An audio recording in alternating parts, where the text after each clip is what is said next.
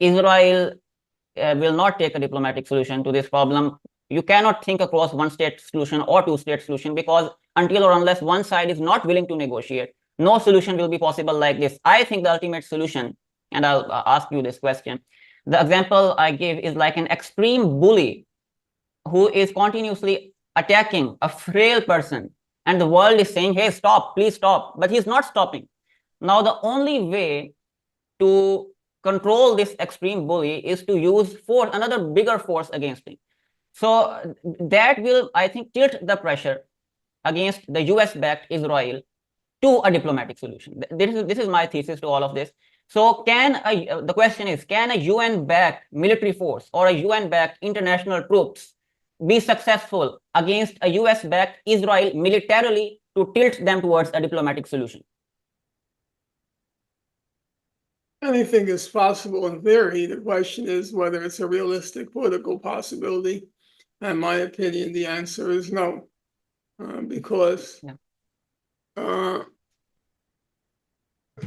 there's no question that the world is changing in terms of the distribution of power on the global stage.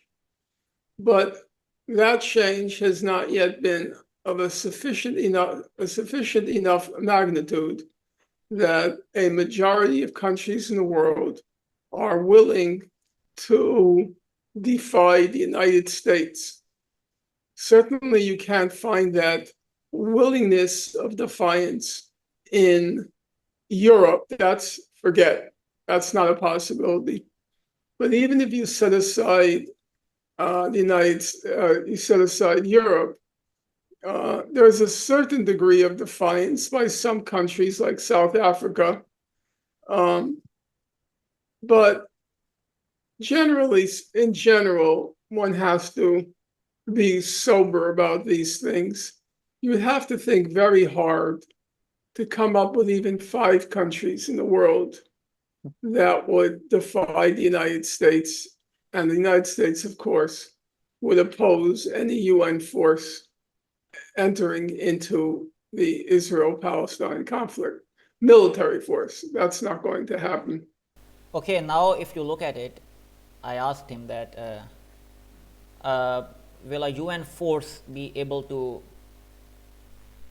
defeat the Israeli apartheid, US-backed Israeli apartheid, and he said that it doesn't look like it. And now that we look at the videos of UN peacekeeping force being unable to defend the region of Lebanon, it seems like that, it's correct. Within the last few weeks, as Tel Aviv attempts to get the peacekeeping force to withdraw from Lebanon and abandon its core objectives. Israel's previous attacks have been condemned by France, Italy, Germany and the UK, with the 4 nations releasing a joint statement claiming that the strikes were in violation of international humanitarian law and UN Security Council Resolution 1701. However, the concept of UN force that I was referring to was a bigger concept than the UN peacekeeping force at this moment in time.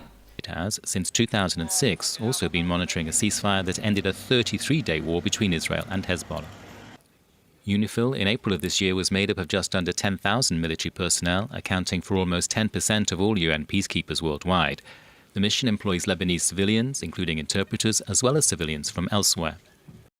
The largest contingent of forces is from Indonesia, with over 1,200 personnel. India, Ghana, Nepal, Italy, Malaysia, Spain, France, China and Ireland also contribute. My concept of a UN force is that a UN military security force which is so strong that they can gather support from any country in the world, and they can gather support in terms of military assistance, in terms of troops, just like NATO, right? So United Nations can be, a UN military force can be a stronger force in terms of army personnel, and even if countries like Middle East and Russia can help them with nuclear weaponry, even that, right?